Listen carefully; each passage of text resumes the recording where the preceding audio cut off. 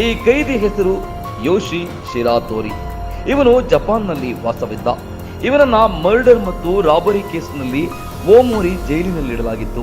ಆದರೆ ಅಲ್ಲಿಂದ ಯೋಶಿ ಆರಾಮಾಗಿ ಪರಾರಿಯಾಗಿದ್ದ. ಜೈಲಿನ ಬೀಗ ಮುರಿದು ಎಸ್ಕೇಪ್ ಆಗಿದ್ದ. ಇದೇ ರೀತಿ ಬೀಗ ಮುರಿದು ಕಳ್ಳತನ ಕೂಡ ಮಾಡ್ತಿದ್ದ. ಇನ್ನೊಂದು ಸಾರಿ ಬಂಧಿಸಿದಾಗ ಯೋಶಿಯನ್ನ ಅಕಿತಾ ಜೈಲಿನಲ್ಲಿಡಲಾಗಿತ್ತು.